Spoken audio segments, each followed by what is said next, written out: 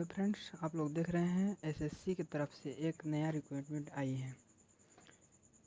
SSC scientific assistant का एक तो नया रिक्रूटमेंट आया है। यहाँ पर देख सकते हैं आप लोग सरकारी रिजल्ट पर आएंगे तो यहाँ पर देखेंगे एक तो आया होगा एसएससी की तरफ से न्यू रिक्रूटमेंट। तो इस लिंक पर हम लोग क्लिक करेंगे, यहाँ पर आते हैं, फिर देखते हैं। देखिए जो इसका लास्ट डेट दिया हुआ है वो 18/10 को दिया हुआ है लास्ट डेट। ठीक, 18/10 को लास्ट डेट दिया है। और जनरल और ओबीसी का 100 रुपये दिया हुआ है और SC ST के लिए कोई फ़ी नहीं है। ठीक,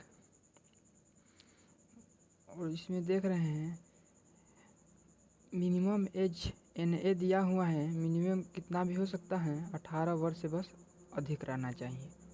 और मैक्सिमम 30 ईयर दिया हुआ है। और जो SSC का जो रूल है नोटिफिकेशन के अनुसार SC ST और OBC के लिए अलग से इसमें छूट मिलेगा एज के लिए।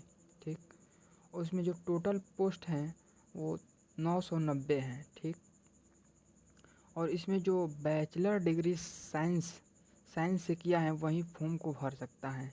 जैसे कि फिजिक्स हो गया या कंप्यूटर साइंस हो गया या IT हो गया या कंप्यूटर एप्लीकेशन से हो गया, वो किया हुआ है वो भर सकता है बैचलर डिग्री। और अथवा में एक ठो और हैं, जैसे कि आप लोग डिप्लोमा किए हुए हैं इलेक्ट्रीशियन से, तो आप लोग ये भर सकते हैं। ठीक है, अब नीचे में आते हैं तो जैसे कि यहाँ पर देखेंगे एक अप्लाई ऑनलाइन लिंक दिया होगा या यहाँ पर SSC ऑफिशियल वेबसाइट दिया होगा। डायरेक्ट SSC की वेबसाइट से भी जाके आप ऑनलाइन कर सकते हैं। तो हम लोग ऑफिशियल वेबसाइट पर जाते हैं। देखिए यहाँ पर आएंगे, SSC का ये ऑफिशियल वेबसाइट है जहाँ से हम लोग ऑनलाइन करने वाले हैं। ठीक, यहाँ पर आएंगे तो देखेंगे ये यूज़र नेम का ऑप्शन दे रहा होगा और पासवर्ड का ऑप्शन दे रहा होगा। ठीक, तो जिस यहाँ पर देखेंगे आप लोग कि एक तो न्यू रजिस्ट्रेशन का ऑप्शन दे रहा है। तो यहाँ पर आप लोग न्यू रजिस्ट्रेशन जिसका देखिए, जिसका जैसे कि पहले से जो SSC GD का, SSC CGL का, SSC MTS का जो फॉर्म भरा होगा उसके पास पहले से ही रजिस्ट्रेशन होगा। SSC का जो भी जैसे एक बार रजिस्ट्रेशन कर देता है तो उसका एक बार रजिस्ट्रेशन हो गया तो दोबारा आप रजिस्ट्रेशन नहीं कर सकते हैं। SSC पर एक ही बार में डाटा अपलोड करना होता है, उसके बाद वो परमानेंट ही डाटा आपका अपलोड हो जाता है।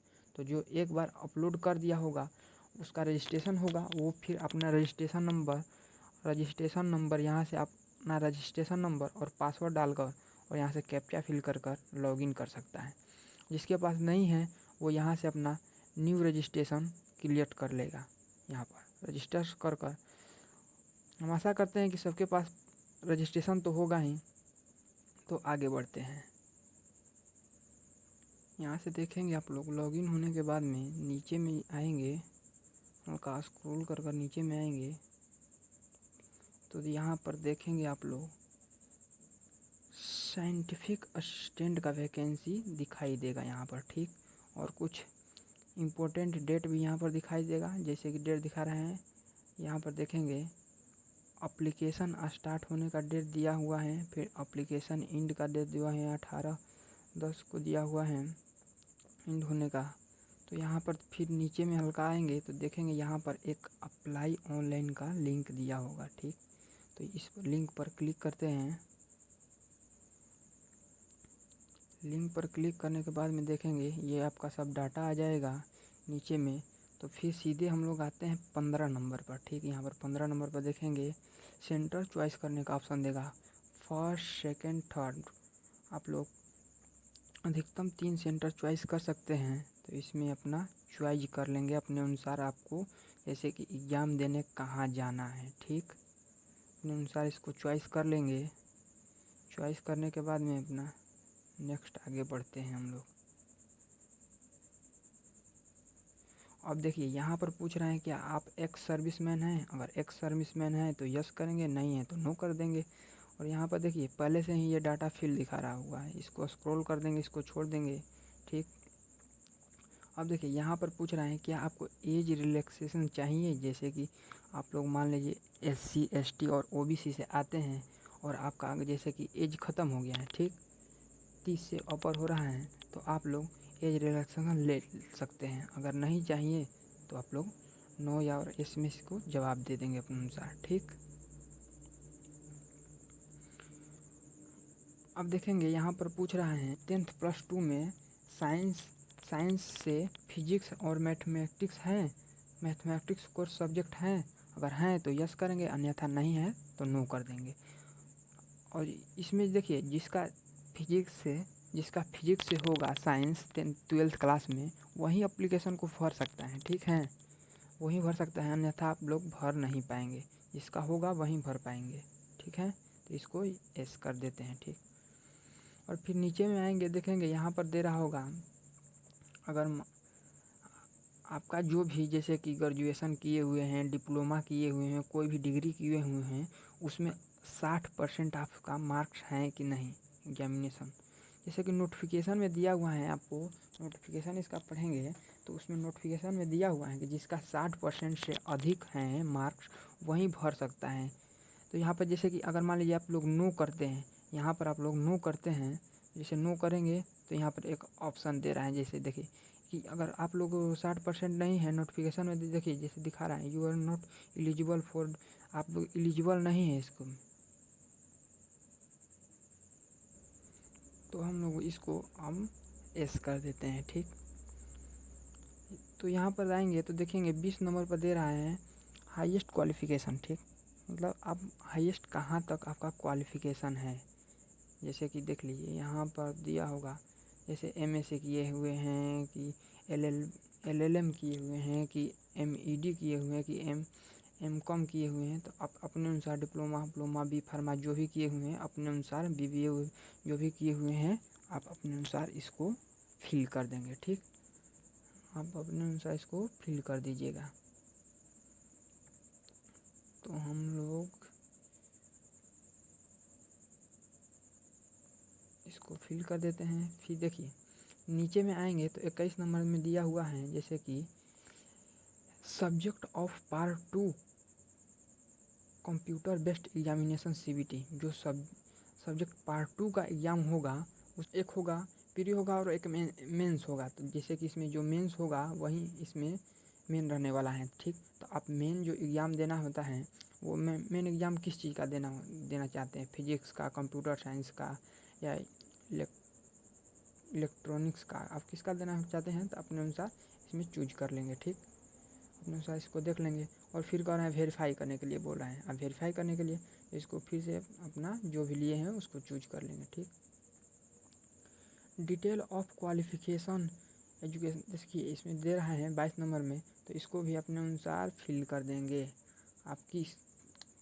आपका क्वालिफिकेशन क्या है, जो भी जैसे कि नोटिफिकेशन में देखे हुए थे दे रहा था बैचलर डिग्री से आप फिजिक्स किए हैं कि आप क्या किए हैं, आप उसके अनुसार अपना फिल कर देंगे इसको, जो भी अपना किए होंगे तो वो भर देंगे। जैसे कि यहाँ पर दे रहा था बैचलर डिग्री के साथ साइंस सब्जेक्ट दे रहा था, वो भी फिजिक्स रहना चाहिए उसमें, ठीक। तो यहाँ पर फिल कर देंगे और फिर यहाँ पर देख रहे होंगे ये जो आप एजुकेशन, ये जो आप क्वालिफ़िकेशन भरे हैं एजुकेशनल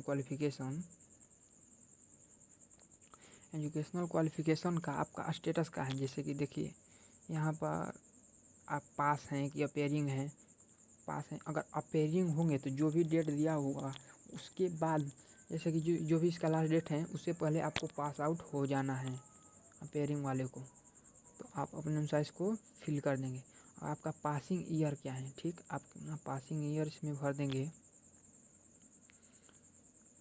पासिंग ईयर भरने के बाद में आप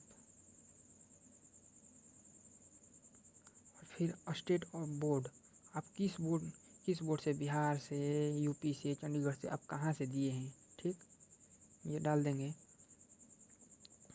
अब यूनिवर्सिटी का नाम डालेंगे, किस यूनिवर्सिटी से आप दिए हुए हैं, किस यूनिवर्सिटी से आप एग्ज़ाम दिए हैं, किस यूनिवर्सिटी में आपका एडमिशन था, वो अपना एडमिशन चूज कर लेंगे।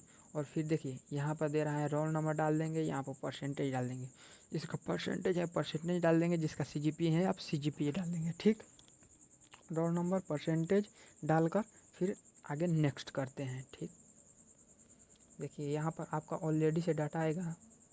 ठीक, अब देखिए यहाँ पर हम लोग देख लेते हैं फ़ोटो का गाइडलाइंस। ठीक, जो फ़ोटो होना चाहिए 30 जून 2022 के पहले का नहीं होना चाहिए। ठीक, ये जो दिया है 30 जून 2022 के पहले का नहीं होना चाहिए, 30 जून 2022 का फ़ोटो होना चाहिए। ठीक, लेटेस्ट होना चाहिए। और जो ये जो दिया है फ़ोटो का साइज़ जो दिया है 20 KB से 50 KB के बीच में होना चाहिए। JPG में होना चाहिए, 20 से 50 KB के अंदर होना चाहिए। ठीक, और जो जैसे देखिए फ़ोटो पर जैसे ये फ़ोटो हो गया, इसमें आप लोग जैसे कि ये डेट वोट नाम ओम लिखा नहीं होना चाहिए, एकदम बिल्कुल फ्रेश होना चाहिए फ़ोटो, और क्वालिटी अच्छा होना चाहिए। ठीक, और यहाँ पर फिर सिग्नेचर, आप लोग सिग्नेचर देखेंगे तो सिग्नेचर जो है 10 से 20 KB के बीच में होना चाहिए, JPG फॉर्मेट में होना चाहिए। ठीक, तो अपने अनुसार इसको भी फिल कर देंगे। ठीक, फ़ोटो सिग्नेचर अपलोड करने के बाद में नीचे आ जाएंगे, और नीचे आएंगे तो यहाँ पर आई एग्री का ऑप्शन दिया होगा, आई एग्री कर देंगे। आई एग्री करने के बाद में यहाँ पर देखेंगे कैप्चा दिया हुआ है, इस कैप्चा को इस बॉक्स के अंदर फिल कर देंगे। उसके बाद और ये टोटल भरने के बाद आप लोग एक बार फिर से इसको स्क्रॉल कर ऊपर जाकर हल्का से मिला लेंगे, आपकी जो भी डिटेल दिए हैं वो सही हैं कि नहीं। ठीक, क्योंकि फिर इसके बाद में आपको गलती ना हो इसमें, फिर इसको प्रीव्यू पर क्लिक करेंगे। देखेंगे अब नेक्स्ट करने के बाद प्रीव्यू जैसे ही करेंगे तो आपको एक बार आएगा, आपको इसके अच्छी तरीक़े से मिला लेना है, जो भी आप डिटेल भरे हैं सही है कि नहीं। ठीक, डिटेल भरने के बाद में आप इसके बाद अगर गलती होगा तो कुछ एडिट मॉडिफाई अपना कर लेंगे, और नहीं तो फिर सबमिट करेंगे। ठीक, ये दे रहा है you can edit after the final submit, ये देखिए ये बोल रहे हैं आपको अगर आप एक बार सबमिट कर देते हैं इसके बाद एडिट करने के लिए आपको ऑप्शन नहीं देगा। ठीक, तो आप एक बार कुछ भी गलती होगा फिर से मिलाकर एडिट कर सकते हैं, यहाँ से कैंसिल करेंगे और फिर से मिलाकर एक बार देख लेंगे, अगर हर एक चीज़ सही है तो सबमिट करेंगे। ठीक, ओके कर देंगे। देखिए यहाँ पर बोल रहे हैं application for the receive contact is not verified. देखिए अगर आप SC और ST से हैं तो ठीक यहीं पर आपका फाइनल हो जाएगा। अगर जनरल OBC से हैं तो आपको पेमेंट करना होगा, जैसे कि यहाँ पर आपका एप्लीकेशन प्रिंट करने का ऑप्शन दे दिया है। ठीक, तो आप यहाँ से एप्लीकेशन आपका डला गया है, हो गया है, यहाँ पर देखिए आपका एप्लीकेशन भरा गया है जी। लेकिन जैसे कि आप यहाँ पर देखिए जैसे आएंगे यहाँ पर पेमेंट स्टेटस में, तो ट्रांजैक्शन डेट यहाँ पर आपका शो नहीं कर रहा है। ठीक, तो आपको यहाँ पर अभी पेमेंट करना है। ठीक, जिसका भी पेमेंट है वो पेमेंट करेगा अभी एक बार तो। ठीक, तो यहाँ पर जैसे ही यस करेंगे पेमेंट के पेज पर जाएंगे तो जैसे कि देख रहे हैं यहाँ पर फी पेमेंट का ऑप्शन आ रहा है, ऑनलाइन या ऑफलाइन आ रहा है। तो आप लोग ऑनलाइन ही हम फेवर करेंगे कि पेमेंट करेंगे, क्योंकि ऑफलाइन बैंक से चालान बनाकर पेमेंट करना पड़ता है। ठीक, तो ऑनलाइन आप लोग पेमेंट कर देंगे। जैसे ही सबमिट करेंगे तो यहाँ पर देखिए यहाँ पर आ रहा होगा आपका SBI का, आप नेट बैंकिंग से कर सकते हैं, अदर्स बैंक का नेट बैंकिंग से कर सकते हैं। ठीक, स्टेट बैंक का डेबिट कार्ड से कर सकते हैं, अदर बैंक का डेबिट कार्ड से कर सकते हैं। ठीक, क्रेडिट कार्ड से कर दे सकते हैं, और उसमें 1 रुपया 77 पैसा चार्जेस लगेगा। ठीक, आप UPI से भी कर सकते हैं। ठीक, UPI से भी कर सकते हैं। तो हम जाते हैं UPI ऑप्शन पर। यहाँ पर देखिए आपका यहाँ पर टाइमिंग चल रहा है, इतना टाइमिंग के अंदर आपको कर देना है। ठीक, आपका रेफरेंस नंबर आ गया अपना, यहाँ से QR कोड कर लेंगे। ठीक, यहाँ से बैक करेंगे, यहाँ पर QR कोड दे रहा है। ठीक, यहाँ पर QR कोड को स्कैन करेंगे और पेमेंट कर देंगे। ठीक, पेमेंट करने के बाद में जैसे ही आपका जो पेमेंट हो जाता है तो इसको बैक नहीं करेंगे, ऑटोमेटिक ये रिडायरेक्ट हो जाएगा। ठीक, ठीक है गाइज, तो फिर वीडियो को एंड करते हैं।